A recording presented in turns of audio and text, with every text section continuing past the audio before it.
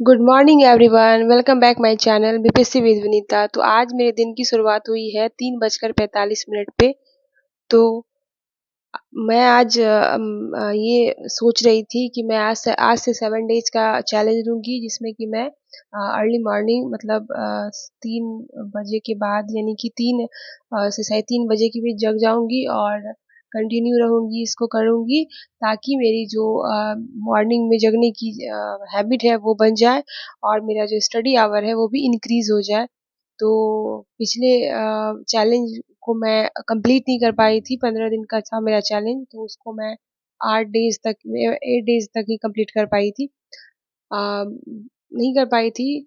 अब देखती हूँ इसको मैं कंप्लीट कर पाती हूँ कि नहीं, क्योंकि आप जो चीज़ सोचते हो हाउसवाइफ होने के बाद, बच्चे के बाद, बहुत सारी चीज़ों को कॉम्प्रोमाइज़ करना पड़ता है। आप जो सोचते हो उसको कंप्लीट नहीं कर पाते हो, पर जो एक मतलब स्टैंडर्ड टाइम टेबल होता है, वो ये होता है कि अगर आप 100% किसी चीज़ का टाइम टेबल बना रहे हो, तो उसको आप 70 टू 80% कंप्लीट कर पाओ। क्योंकि 100% कंप्लीट कर पाना तो हम लोगों के लिए पॉसिबल नहीं है, क्योंकि हम लोगों के बहुत सारे डोमेस्टिक वर्क होते हैं, बच्चे होते हैं, घर घर का काम, बहुत कुछ है। तो उस इसी चीज़ को मैं अब आप लोगों के साथ शेयर करूँगी कि मैं घर में मेरा क्या-क्या वर्क होता है और मैं कैसे मतलब मैक्सिमम टाइम को यूटिलाइज़ करती हूँ अपने स्टडी में। तो यहाँ पे मैं पढ़ रही थी, मैं जो बायो का नोट्स बनाई थी उसको सब रिवीजन कर रही थी उसका, और मैं सबका जो पीवाईक्यू है उसको बनाऊंगी। और मैं यहाँ पे दृष्टि आईएएस का जो बुक आता है उसको उसको भी साथ में रखी हूँ, और जो मेरा नोट्स है साथ साथ उसको पढ़ रही हूँ, और उसके बाद मैं इसी बुक से और घटना चक्र से मैं उसका पीवाईक्यू को लगाऊंगी। तो अ, मतलब अभी तक मैं जो भी है बायो का मैं पढ़ रही थी।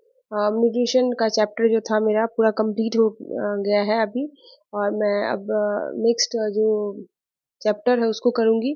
तो यहाँ तक मैं जितनी भी पीवाईक्यू है सबको कंप्लीट कर लूँगी, ताकि इससे एक भी क्वेश्चन मेरा छूटे ना। और बहुत जैसे प्लांट का जो आता पादप कार्य की जब जो भी चैप्टर है उसको करना बहुत इम्पोर्टेंट है। तो यहाँ पे मोक्ष जग गया है और उसको मम्मा मॉर्निंग मम्मा ही चाहिए, किसी की ज़रूरत नहीं होती है उसे। मॉर्निंग में बिल्कुल मम्मा चाहिए तो मम्मा चाहिए। तो फिर ऐसे ही कुछ 5-10 मिनट तक वो मेरे पास रहेगा।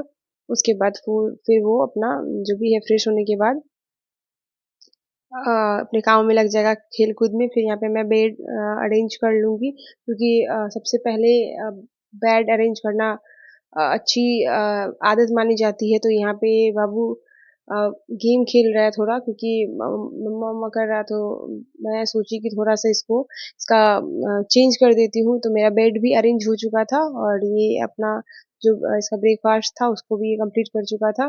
तो फिर मैं सेकेंड मतलब मेरा फर्स्ट लोड ऑलमोस्ट डन था। तो जो भी मेरा पीवाईक्यू था उसको भी मैं देख रही थी बायो का। तो मैं अच्छे से बायो को कंप्लीट कर रही हूँ, ताकि सही रहे।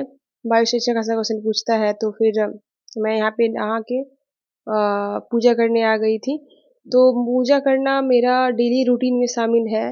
पूजा अगर तबीयत खराब रही तो भी नहीं करती हूँ, बट पूजा करना मतलब मैं डेली मेरी रूटीन में है कि हाँ मैं पूजा करती ही हूँ। कितना भी लेट हो जाए, तो मतलब 9 बजे तक मैं मतलब फ्रेश हो गई थी। उसके बाद फिर मैं पूजा करने आ गई थी। तो देखिए कुछ बहुत सारे फ्लावर्स अभी हैं मेरे गार्डन में। तो फिर मैं पूजा पाठ करने के बाद फिर अब देखती हूँ, जो मैं सोची हूँ कि क्वालिटी का मुझे करना है उसको कर पाती हूँ कि नहीं। तो फिर पूजा करने के बाद मुझे मतलब ब्रेकफास्ट का देखना है। ब्रेकफास्ट मतलब बहुत सारे काम हैं, इतने सारे काम हैं कि क्या ही बताऊँ, उतना तो मैं रिकॉर्ड भी नहीं कर पाती हूँ।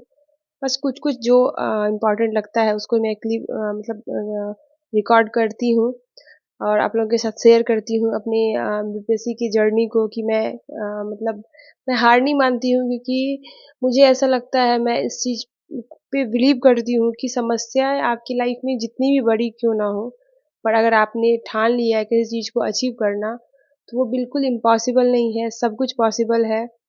दुनिया का कोई भी काम मतलब ऐसा नहीं है कि आप आपने जो सोचा उसको आप कंप्लीट नहीं कर पाओगे। कहते हैं ना, मन के हारे हार है और मन के जीते जीत। तो यहाँ इतने टाइम तक मेरा सब काम हो गया था, नाश्ता पूजा पाठ जो भी है घर का।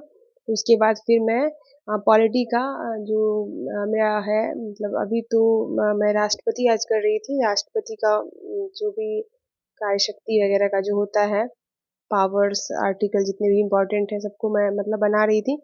तो देखिए इतने सारे काम के बीच अपनी स्टडी को दे पाना कोई जंग से कम चीज़ तो नहीं लगता है मुझे।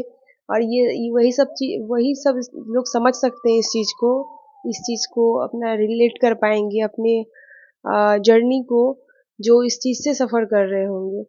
तो पॉलिटी में राष्ट्रपति के जो टॉपिक हैं उनको मैं नोट्स बनाई थी उसका।